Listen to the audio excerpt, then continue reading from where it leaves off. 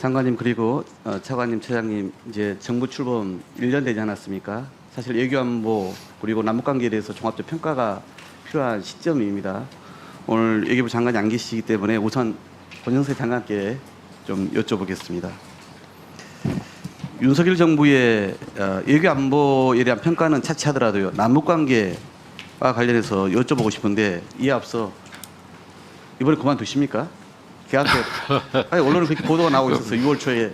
제가 답을 못할 질문을 하십니다. 아 그러면 가능성이 높다는 뜻이군요.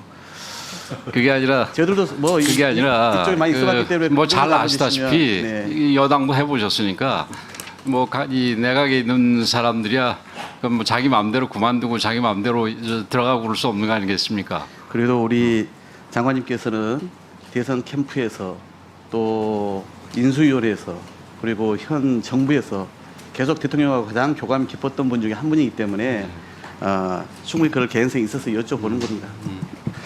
그런데 과연 1년 동안 윤석열 정부 통일부 무엇을 했나라고 되짚어 봐야 될 때라고 보는 건데요.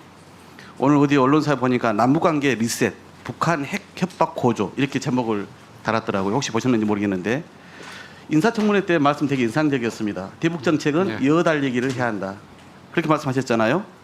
지금 윤석열 정부의 대북 정책 이어달리기입니까? 리셋입니까? 저는 여전히 이어달리기라고 생각을 합니다. 바통을 받긴 그리고 하겠습니까? 이어달리기를 계속해서 해야 된다고 생각을 합니다. 바통 안 받고 어떻게 이어달리기 그 정부가 가능합니까? 바뀐 상황에서 이어달리기라 그래가지고 모든 거를 다 받아야 된다는 얘기는 아니고 그래서 제가 좀 더 이렇게 가밀해가지고 진화된 이어달리기라고 얘기를 합니다만은 그 새 정부의 정체성과 전혀 안 맞는 부분들, 예를 들어서 강제 북송 부분이라든지 북한 인권 부분이라든지, 그다음에 원칙에 안 맞는 대북 관계 이런 부분들, 과거에 이 진보 정부라고 불리는 정부에서도 대북 관계를 통해서 좋은 합의도 하고, 그게 우리 한반도 평화를 위해서 역할을 한 거는 잘 알고 있습니다만은. 그 중에서 우리가 받아들여야 할 거는 또 받아들여야 되겠지만. 그러니까 그때 인사청문회 때 봤더니요. 인사청문회 때 대북 특사 파견 고려하겠다. anything but 문재인에서 모든 것을 뒤집는 건 적절치 않다. 이런 말씀도 많이 하셨더라고요.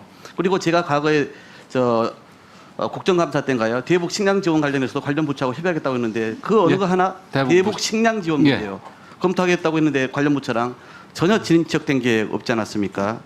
저는 근데 이런 상황에서 이제 우리가 지금 무슨 지원을 하기 위해서라도 얘기가 돼야 되는데 지금 얘기할 수 없어서 지원을 못 하는 거지 뭐 우리가 안 하고 그런데 싶어서 아까 우리 안 하는 게 차관 아니지 같은 경우는 않습니까? 대북 관계 같은 경우도 정상화됐다 이렇게 표현을 쓰길래 근데 정상화되는 부분은 이게 왜 정상화입니까? 과거에 무슨 뭐 뒷돈을 주고 정상회담을 한다든지 그리고 뭐 최근에 무슨 수사해 보니까 어디 누가 북한 가기 위해서 뒷돈을 또 줬다라는 그런 뭐 얘기도 나오고 있는데 그런 류의 잘못된 관행은 없애겠다라는 거지. 서로 절벽을 만들고 있는 상황이지 이게 무슨 정상화입니까? 그렇지는 않고요. 원칙에 맞게 가는 거가 정상화라고 생각을 합니다.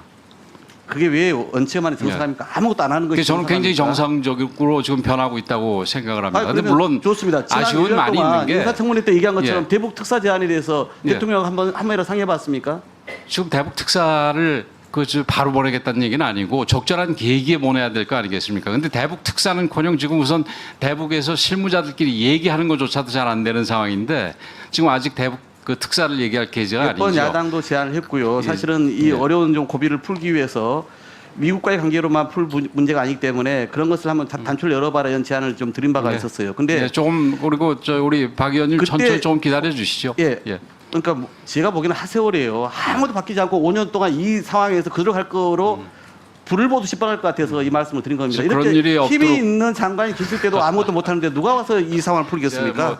이거는 제가 힘도 없는 장관이지만 장관이 힘이 있고 없고가 아니라 남북관계의 어떤 역학관계에서 풀어나가는 건데 우리 장관님 그렇게 말씀하시니까 저는 뭐 앞으로 좀 긍정적으로 봅니다. 북한이 그러니까 얼마든지 좀 이 벼랑 끝까지 갔다가도 다시 확 돌아오는 경우가 있었지 않습니까?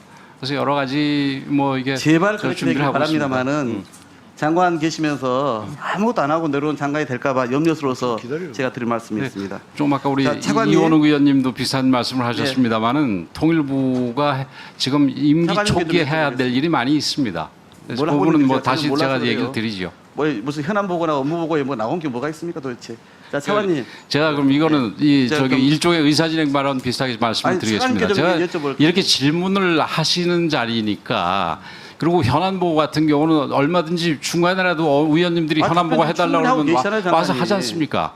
근데 거기에 지금 요번에 현안 보고에서 2장 했다 그래가지고 지금 저희들은 의원님들을 배려한 건데 근데 그걸 가지고 무슨 하는 일이 없다 이런 식으로 얘기하면 굉장히 우리 통일부가 아유, 섭섭하지요. 의원들 입장에서 머리에 남는 게 아무것도 없어요. 일부라도 뭐라도 그럼 만들어 보십시오. 자 차관님. 저도 이번 질문에는 주지를 때는 한일 정상회담 2차 관련해서 여쭤볼게요. 이게 기사총리가 마음이 아프다 발언했는데 아까 그 언론은 좀 부족한 것 같다 이렇게 말씀하셨잖아요. 네. 부족했다는 것은 그러면 어떻게 해야 부족하지 않고 적당한 것입니까? 물론 국민들께서 김대중 오부치 선언에서 같은 그런 수준의 그 어떤 보다 더 진솔한 사과를 원하시는 거 저희도 잘 알고 있습니다. 그런데 그 동안에 이제 한일 관계가 워낙 안 좋다 보니까 지금 당장 그 수준의 어떤 이 입장 표명을 하기는 좀 한계가 있어서 자, 그럼 제가 이렇게 여쭤보겠습니다.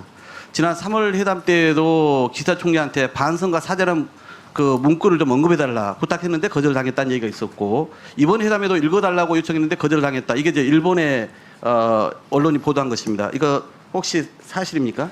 제가 알기로는 아닙니다. 본인이 알기는 아닌 겁니까? 확실히 아닌 겁니까? 확실히 아닙니다. 네. 그럼 아예 그렇게 설득도 안 했다. 그냥 기사 총리가 알아서 하게끔 그냥 내버려 뒀다 이겁니까? 저희는 그 어떤 저희 측에서의 결단을 통해서 그 일본 측이 저희 결단을 통해서 한일 관계를 개선해 가면서 일본 측의 태도가 그에 따라서 개선되어 나오는 것을 기대하고 있고 그런 면에서 이번에 국민들께서 아주 만족할 수준은 아니지만 어느 정도의 진전은 있었다고 평가하고 있습니다. 물컵의 반이 다 채워졌다고 저도 생각하지는 않습니다. 그러나 물컵의 반이 빨리 채워질 수 있도록 여건을 계속 만들어 나갈 수 있는 기반은 만들어졌다고 생각합니다. 국민들이나 이 역사의 시간을 봤을 때는요. 오히려 그 처음 문컵이 지금 더 증거라고 엎드려지는 상황이에요. 의원님, 지난 몇 년 동안에도 사실은 거의 진전이 없었습니다. 지금 요 몇 달 사이에 그 정도의 진전이 이루어졌는데 조금 더 보아주시면은 더 좋은 결과가 있도록. 네? 우리 시간이 차이게 무엇이 진전이냐고. 총리가 우리 대통령이 가서 만나고 총리가 한국 왔기 때문에 그 진전이라고 얘기하는 것입니다. 아닙니다. 제가 말씀드리는 어떤 과거사 부분의 진전은 예를 들어서 좀 전에 말씀드린 마무리 좀 해주십시오. 예. 네.